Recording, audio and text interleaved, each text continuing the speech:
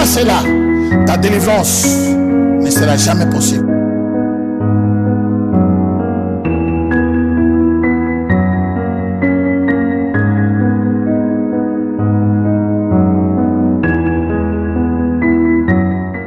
Shalom, shalom, gloire au Seigneur. Nous sommes là au rendez-vous comme Habakkuk à son poste. Vous aussi comme Habakkuk à vos postes. Et nous rendons gloire à Dieu pour ce qu'il est en train de faire dans cette année nouvelle. Donc au fait, nous continuons pour parler de cette partie qui est très importante parce que c'est de cette partie que dépend l'inclinaison de notre vie. L'inclinaison de l'angle de notre vie dépend de l'âme. Si l'âme s'incline vers la chair, nous serons appelés chrétiens, mais charnels. Ça veut dire que nous allons marcher dans la chair. Or, la chair est en opposition avec celle de l'esprit.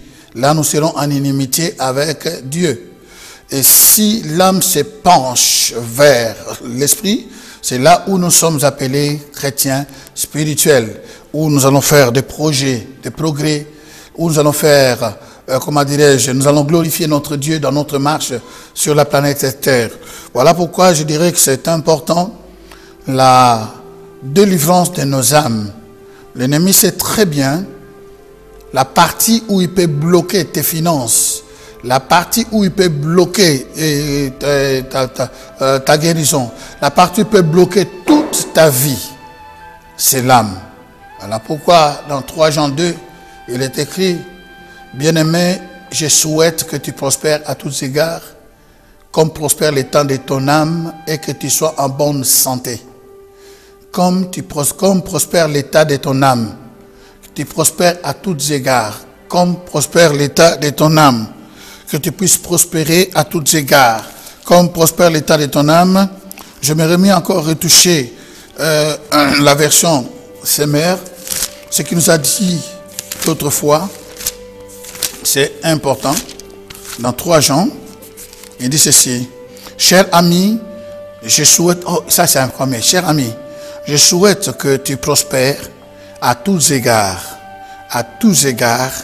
et que tu sois en bonne santé, physique que spirituelle. Je souhaite que tu prospères à tous égards et que tu sois en bonne santé, physique que spirituelle. Ça veut dire que tout Dieu cherche la prospérité de ton état physique, que la prospérité de ton état spirituel et part de ton âme. Comme il part de ton âme, alors l'ennemi sait très bien que s'il arrive à toucher ton âme, s'il arrive à influencer, à détruire ton âme, il va te paralyser toute ta vie et c'est fini. Quelle que soit ton appartenance, quel que soit ton niveau, ta position en Christ, quel que soit ton grade dans l'église, lorsque ton âme est touchée, c'est fini. C'est fini. Alors là, tu peux crier, je suis chrétien, oui, je suis converti, oui, né de nouveau, oui, je parle en langue, oui, mais tu es encore esclave. Pourquoi? Tu vas subir les choses qui ne devaient pas être dans la dimension là où tu es. Tu vas continuer à vivre les choses, la position où tu es, ce n'est pas seul que tu vas profiter. Parce que la position où nous sommes normalement, maintenant, c'est en Christ. Tout ce que nous avons, c'est en Christ. Nous sommes cachés en Christ. Nous sommes bénis en Christ. Nous sommes protégés en Christ. Nous sommes élevés en Christ. Nous sommes, conduits en Christ. Nous sommes, promis en Christ. Tout est en Christ. C'est au travers de son œuvre, au travers de sa puissance, au travers de ce qu'il a fait. C'est là où notre position.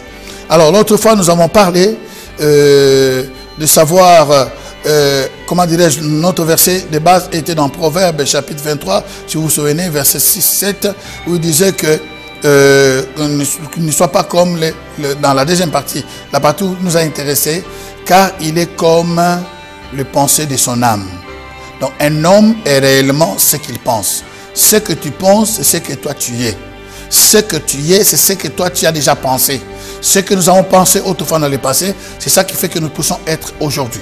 Donc c'est important de surveiller les pensées de nos âmes, parce que de là dépend notre futur. Notre futur dépend de cela. Alors, ici, nous allons voir que ce qui peut aider notre marche maintenant.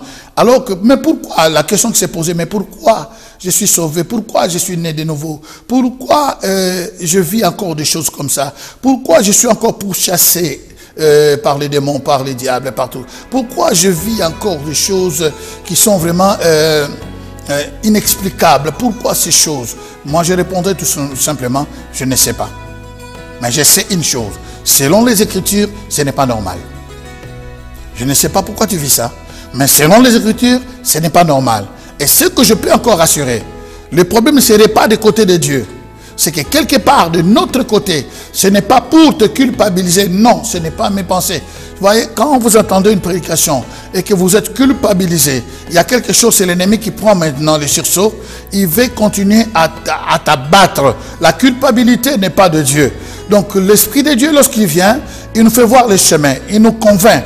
Il nous amène à la conviction de la parole qui a été prêchée, si ça vient de Dieu, pour dire que mon fils, ma fille croient, c'est ma parole. Mais quand l'ennemi prend le sursaut dans ces versets, il fait compliquer ta vie parce qu'il a déjà compliqué jusque-là. Qu'est-ce qu'il va faire? Il va chercher à amener une sorte de condamnation. Or, le but des enseignements, ce n'est pas la condamnation, car, comme je vous ai dit l'autre fois, moi-même je connais en partie, je ne connais pas tout. Personne sur cette planète Terre qui prêche la parole connaît tout. Il n'y en a pas, il n'y en aura point. Nous tous, nous connaissons en partie et nous prophétisons en partie. Même si quelqu'un qui est en train de vomir le feu, quelqu'un qui est en train de vomir les miracles, quelqu'un qui est en train de faire les miracles au niveau je ne sais pas comment, sache-le, il ne connaît qu'en partie. Qu'il soit apôtre, docteur, prophète, je ne sais pas, évangéliste, archipape, archicomble, archi quoi que ce soit, il ne connaît qu'en partie. Nous ne connaissons qu'en partie. Mais un jour viendra où nous le connaîtrons tel qu'il lui il est. Donc ces jours-là, ce n'est pas encore arrivé. Donc nous sommes dans une partie. Donc ça veut dire que moi, ma part, je le fais par rapport à la compréhension, par rapport à ce que moi je récite. Voilà pourquoi j'arrive aujourd'hui à vous les transmettre. Que Dieu soit béni, que Dieu soit loué, que notre Seigneur soit exalté à jamais. Donc voilà pourquoi nous pouvons dire encore une fois, comme nous sommes encore au début de l'année, je peux vous souhaiter une très bonne année dans la présence du Seigneur. Je vous souhaite une très bonne année 2018 dans la présence du roi des rois. Je vous souhaite une très bonne année dans la présence de celui qui vous a arraché des ténèbres et qui vous a transporté. Laisse que cette année nouvelle 2018, vous pouvez la vivre étant dans le royaume des lumières, où il n'y a plus d'ambiguïté, où tout est clair, où tout est limpide, où tout est vraiment transparent, où il n'y a plus de doute ni de confusion. Que cette année nouvelle puisse amener une révélation, une fraîche onction qui vous amène dans la dimension de croire réellement, de croire comme de petits enfants, de croire que Christ, ce qu'il a accompli, il a fait pour moi. Et s'il a souffert, ce n'est pas enfin que je continue à souffrir. S'il a réellement souffert, alors ma souffrance en vient d'où? Et pourquoi cette souffrance? Je refuse que cette souffrance soit mon partage, alors que j'accepte que sa grâce puisse être mon partage et que je puisse vivre ce qu'il a déclenché, ce qu'il a déployé, ce qu'il a fait pour me racheter. Il a donné sa vie. Il a donné sa vie. Il a donné sa vie. Il n'a pas épargné. Oh, comme Romain dit, celui-ci, Dieu n'a pas épargné son fils. Il a sacrifié. Il a donné pour nous. À combien plus forte raison qu'il ne donnera pas tout maintenant avec lui? Combien plus de raison? Si lorsque nous étions des incroyants, si lorsque nous étions des esclaves, Jésus-Christ est mort, crucifié, sacrifié, lapidé, je ne sais pas comment dire, il a été vraiment déformé par des frappes. Si Dieu n'a pas épargné son fils, comment et pourquoi ne nous donnera pas maintenant tout ce dont nous avons besoin? Ça veut dire la délivrance de mon âme. Parce que je sais que tout part de moi. Beaucoup ont perdu leur mariage à cause de leur âme. Leur âme n'était pas tellement stable. Ils sont conscients aujourd'hui que je devais être avec cet homme-là. Je devais être avec cette femme-là. Mais maintenant c'est déjà trop tard. Pas trop tard selon la chair. Mais quand tu retournes au Seigneur, Dieu est capable de te donner le plan B qui va consoler ton cœur, qui va t'aider. Alors tu peux te ressaisir, dire Seigneur, je ne savais pas que c'était l'état de mon âme. Il y a des gens qui sont dans des jalousies extrêmes. Alors c'est l'état de l'âme, c'est les pensées de l'âme qui s'expriment en jalousie. D'autres les pensées de l'âme qui s'expriment en incrédulité. Certaines les pensées de l'âme qui s'expriment en désordre, comment dirais-je, en désordre de vie sexuelle, désordre de vie d'impureté, de saleté. D'autres les pensées de l'âme s'expriment par des choses compliquées, bizarres. Ils voient le mal partout. Il ne veut pas commencer à soumettre à son mari ou à sa femme et donner le tout à sa femme. Les pensées de son âme peuvent s'exprimer dans beaucoup de choses. Dans la peur. Les pensées des âmes qui s'expriment dans la peur du lendemain. Dans la peur du futur. Donc en ceci, vous devez savoir une chose. Ce que Christ a accompli sur la croix, c'est une œuvre parfaite. Et cette œuvre, il a fait sur la croix Golgotha. Il a tout donné. Il n'a pas épargné. Il a tout donné sur la croix à Golgotha. Et comme il a tout donné sur la croix à Golgotha, nous n'avons plus rien à donner. Nous n'avons plus rien à faire. Parce que c'est lui qui a tout donné. Et s'il a tout donné, nous ne pouvons rien faire. Écoutez ce qu'il dit. Ce verset m'est venu maintenant, je le prie. Nous sommes dans 1 Thessaloniciens chapitre 5. À partir du verset 23, Paul est en train de prier pour l'église de Thessalonique. Une église qui me passionne. Une église qui devait être notre exemple. Une église qu'il a fondée après 2 mois seulement, ou 3 mois, il devait fuir, il devait se sauver. On devait le faire partir d'urgence. Il a laissé cette église à 2 mois de vie. Donc cette église ne devait même pas rester là. Ne devait même pas rester là. Mais cette église a subsisté. Parce que lorsque une sémence de vie rentre en toi, peu importe, même si le pasteur n'est pas là.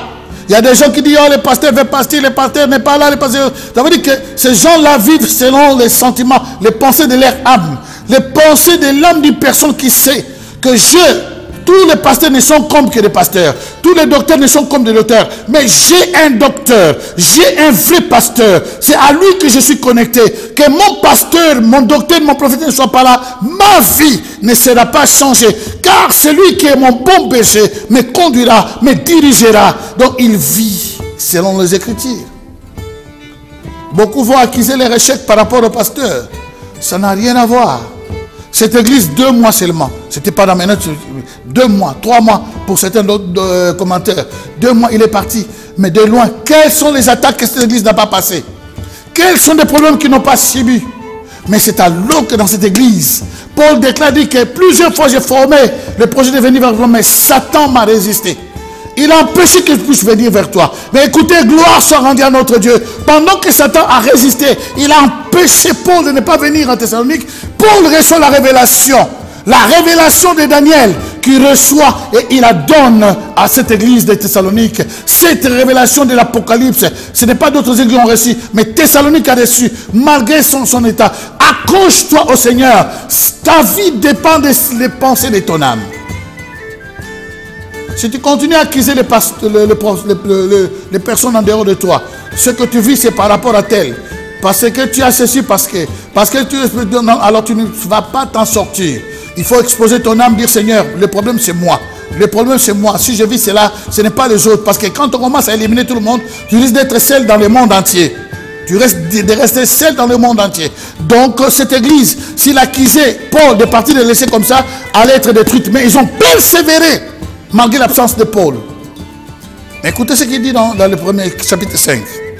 Au verset, commence au 23. 1 Thessaloniciens chapitre 5, verset 23. Que le Dieu de paix vous rende lui-même entièrement saint. Et qu'il vous garde parfaitement esprit, âme et corps. Pour que vous soyez irréprochables lors de la venue de notre Seigneur Jésus-Christ. Celui qui vous appelle est fidèle et c'est lui qui accomplira tout cela. Oh, c'est lui qui vous appelle est fidèle et c'est lui qui accomplira tout cela. Je vais lire dans une autre version, comme ça qui est aussi accessible à tout le monde, s'il vous plaît. Je suis dans 1 Thessaloniciens chapitre 5. à partir du verset 23. 1 Thessaloniciens 5, il dit ceci.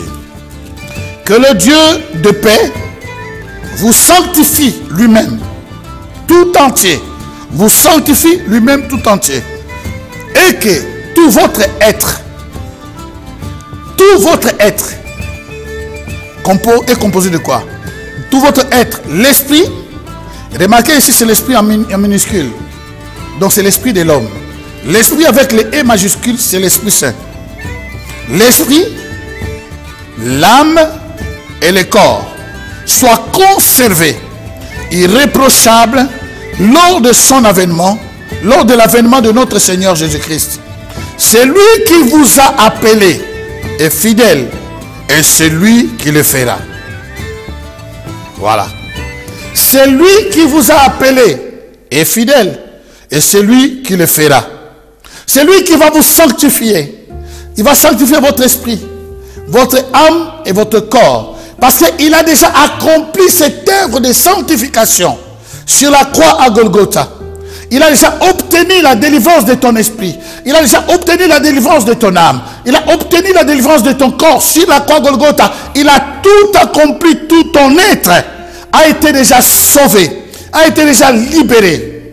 Maintenant, dans la pratique, lorsque nous recevons le Seigneur, notre esprit, selon le plan qu'il a établi lui-même, dans sa préscience, notre esprit est renouvelé.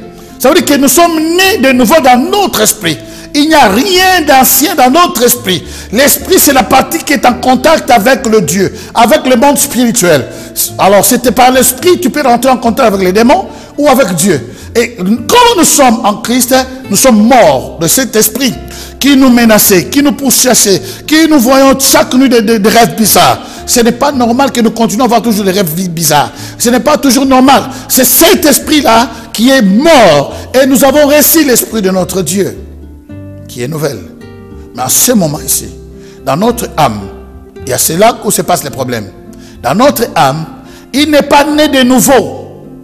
Il a obtenu la délivrance de notre âme déjà. Mais notre âme, en réalité, n'est pas née de nouveau automatiquement. Notre âme vient d'être restaurée. Il doit être restauré. Comment et par quoi? C'est au travers de la parole de Dieu. C'est Dieu lui-même qui a établi ce chemin. On ne peut pas prendre un autre chemin. Il n'y a pas un autre chemin détourné par lequel nous pouvons naître de nouveau dans l'âme. Non, il a établi que l'âme doit être restaurée par la parole de Dieu. L'Éternel est mon berger, c'est lui qui restaure mon âme, dit le psalmiste.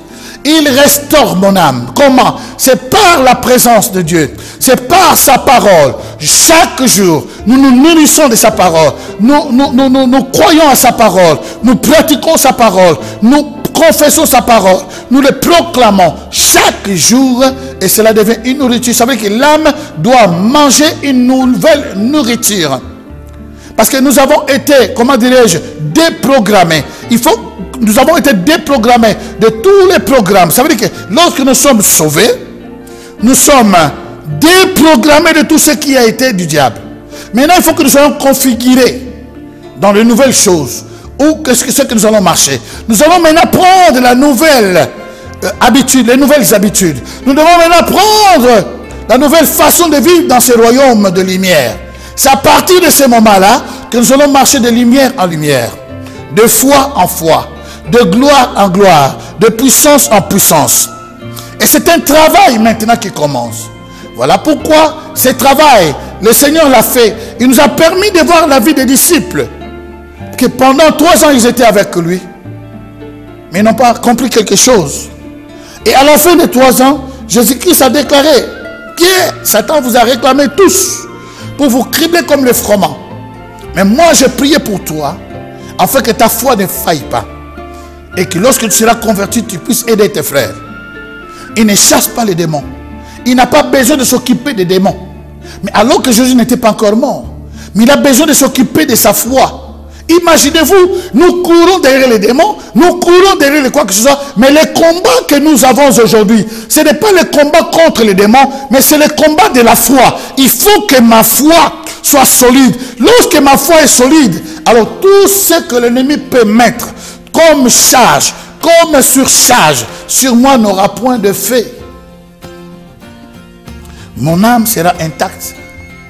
Parce que c'est là où je commanderai. C'est là où vous allez voir, dans l'Ancien Testament, les gens qui vivaient dans l'Ancienne Alliance, d'autres personnes avaient déjà fait les pas anticipés dans la Nouvelle Alliance. Ils pouvaient commander à leur âme. Ils savaient que les problèmes c'était dans leur âme. Il dit, David dira, oh mon âme, espère en l'Éternel. Mon âme, car moi je continuerai à croire en lui. Pourquoi? L'esprit est disposé, l'esprit est bien disposé, mais la chair est faible. La chair, dès qu'il y a des problèmes, s'affaiblit, mais l'esprit est bien disposé. Mais c'est là où maintenant le psalmiste dit, il parle à son âme, mon âme, crois à l'Éternel. Mon âme, espère, continue à espérer. C'est l'esprit qui parle à l'âme. Ton esprit est bien éveillé, est né de nouveau, mais ton esprit doit parler à ton âme. Il doit continuer à parler à ton âme. Il doit le dire de se soumettre. Mais si tu laisses ton âme parler à ton esprit, si tu laisses ton âme s'incliner vers la chair, c'est là où il y aura des problèmes. Alors, laissez-moi vous dire une chose. Dans ce que vous avez dit que l'homme c'est de se penser, de comprendre que ce travail maintenant de l'âme, c'est un travail qui peut être lent pour certains, qui peut être en vitesse pour d'autres, mais c'est quelque chose qui prend le temps. Voilà, c'est là où il y a des problèmes. Parce que nous croyons, nous ne sommes pas nés les mêmes jours, nous n'avons pas les mêmes problèmes, nous n'avons pas eu dans notre background le même problème, les mêmes solutions. Il y a certaines personnes qui sont nées dans des familles riches, donc ils ne connaissent pas ce que c'est la pénurie, ils ne connaissent pas ce que c'est, comment dirais-je, les factures. Donc ils continuent à vivre comme ça. Alors d'autres personnes, pour manger, c'est vraiment le combat. Leur âme a subi autre pression. Certaines personnes sont nées dans des familles qui ont été chrétiens. Automatiquement, ils n'ont jamais eu de problème. Alors d'autres personnes sont nées dans des familles où il y avait des sorciers, commençant par le père, mère et pour les autres. Donc ça veut dire que sa background est différente des autres personnes. Mais donc dans tout ce background peut influencer une personne, même dans sa marche de l'autre côté. Voilà maintenant les personnes, chacun de nous, vouloir ou pas, que tu sois riche, pauvre, que tu naisses dans une famille ou une autre, l'œuvre de Jésus a déjà vaincu tout ce qui était de l'autre côté. Vous avez déjà été arrachés et vivre dans d'autres domaines. Maintenant, c'est à vous maintenant de comprendre. Ce travail qui s'est fait, c'est un travail qui s'est fait sous le fond. Et la Bible déclare que, ne savez-vous pas, c'est Corinthiens qui le dit, ne savez pas que vous êtes les temples du Saint-Esprit et que l'Esprit de Dieu habite en vous? Si nous sommes les temples du Saint-Esprit, et c'est ce qui est réel. Dans les temples dans l'Ancien Testament, quand Dieu a donné le plan à Moïse, il était constitué de trois parties. Le parvis, le lieu saint et le lieu très saint. Dans le lieu très saint, il y avait le Shekinah, où il y avait seulement la présence de Dieu, la gloire de Dieu. Il n'y avait pas l'activité humaine. Une seule fois par année, les souverains sacrificateurs rentraient dans ces lieux-là. Mais dans le lieu, dans le lieu saint, c'est là où il y avait les activités chaque jour. Le lieu saint, c'est comme l'âme. Le lieu très saint, c'est comme l'esprit. Dans l'esprit, il n'y a pas l'activité humaine. Il n'y a pas quelque chose que toi tu vas faire. Tu es né de nouveau, sauvé par grâce, au travers de la foi. Dieu a tout fait, il a tout changé. Il n'y a rien que tu peux rajouter. Crois à cela, tu es celui-là. Mais l'activité est faite chaque jour. Chaque jour, le pain doit être changé. Chaque jour, il faut que le feu de la lampe, de chandelier soit changé. L'huile doit être sévrillée, qu'il soit toujours là. C'est l'âme. La partie là, c'est comme l'âme. Et les parvis, c'est le corps. Alors, si nous sommes les centres, les temples du Saint-Esprit, nous pouvons voir dans la construction, comment Dieu a construit les temples. C'est bizarre. Lorsque nous, les humains, nous construisons une maison, vous allez voir, par-ci, par-là, vous allez voir que dans le plan, on commence par la fondation. On fait monter les murs, tout ce qui peut être, et quand on finit, et puis on embellit tout et tout. Mais dans la construction du temple, c'est bizarre. Au lieu de commencer par la fondation, la Bible dit qu'il commence par Exode chapitre 25, versets 10 à 11. Il dit ceci: vous fabriquerez un coffret. Écoutez, les temples commencent à fabriquer les coffrets. Dieu dit, on va commencer à fabriquer. Dans tous les temples, on pouvait faire, comment dirais-je, la porte, on pouvait faire tout ce qui pouvait être. Non, non, non, non. Dieu commence, pour commencer les temples, il dit, vous allez vous fabriquerez un coffret, une arche, en bois d'acacia. Il aura 125 cm de long, 75 cm ou 75 pour les Suisses, les Français, 75 cm de large, 75 cm haut. Vous les recouvrirez d'or pur, à l'intérieur et à l'extérieur. Attention, à l'intérieur d'abord et à l'extérieur. Et vous mettrez une bordure en or tout autour. Alors, Exode chapitre toujours 25, je saute à cause du temps, verset 22. Dans le coffret, tu mettras les tables de l'alliance que je te donnerai. Plus tu mettras le couvercle. Tu mettras le couvercle. Excusez-moi, parce qu'il y a cette publicité de trucs, quoi, de Vodafone qui me rentre toujours ici. Alors, dans le coffret, tu mettras le tablette de l'alliance que je te donne dans la loi, qui est la parole de Dieu. Tu mettras la couverture sur le coffret. C'est là que je me montrerai à toi, sur le couvercle du coffre, entre les deux chérubins. C'est là que je te donnerai mes ordres pour les Israélites. Exode 25, 21. Et si vous lisez tout dans la construction, vous allez remarquer que Dieu dit, vous allez d'abord recouvrir. Il construit le coffret, mais d'abord de l'or à l'intérieur. Si ça manque à l'extérieur, excusez-moi de dire le terme, ce n'est pas un problème. Mais d'abord à l'intérieur, comment dirais-je, vous mettrez l'or, et puis à l'extérieur. Il commence la fabrication du temple par le coffret. Là où la loi et le table doit être mis, là où la manne, l'exemple de manne doit être, là où la verge d'Aaron doit être cachée, c'est là où l'autorité doit être. Ça veut dire que la première place où Dieu commence pour la fabrication du temple, du tabernacle, c'est le coffret, c'est l'arche de l'alliance.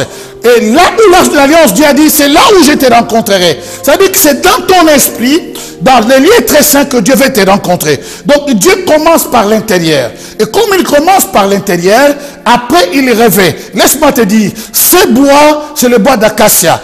La deuxième fois que j'étais parti en Israël, lorsque je vis le bois d'acacia, on nous a dit que ça c'est le bois d'acacia. J'ai couru pour toucher ces bois. Le moment où je prends ma main, oh, monsieur bien-aimé, j'étais plein de sang. Et je regardais, cet arbre d'acacia était plein d'épines acérées, d'épines pointilles acérées. Ça veut dire qu'il ne te donne pas le temps de les toucher. C'était tellement terrible, j'avais mes mains qui étaient couvertes du sang. Je me suis posé des questions, comment Dieu peut choisir une sorte de bois comme ça pour qu'on puisse construire l'arche là où il va rencontrer. Oh, l'Esprit m'a dit, ne t'en fais pas. Il a dit de les recouvrir par l'or. L'or, c'est la gloire de Dieu. L'or, c'est la sainteté, la divinité. Il dit que cette bois, les épines qui représentent le péché que nous avons, tous les problèmes que nous avons subis dans le passé, tout ça, il doit être recouvert par la gloire de Dieu. Laisse que la gloire de Dieu, nous allons continuer la prochaine fois. Laisse que la gloire de Dieu couvre tes faiblesses ce soir. Laisse que la gloire de Dieu couvre tes erreurs, couvre ce qui semble bouger ta vie, ce qui semble amener du passé dans le présent. Que la gloire de Dieu extermine cela et que la loi de Dieu, la présence de Dieu soit mise en toi aujourd'hui dans le nom de Jésus de Nazareth. À cause de toi, je suis obligé de m'arrêter ici. Soyez bénis au nom de Jésus. Amen.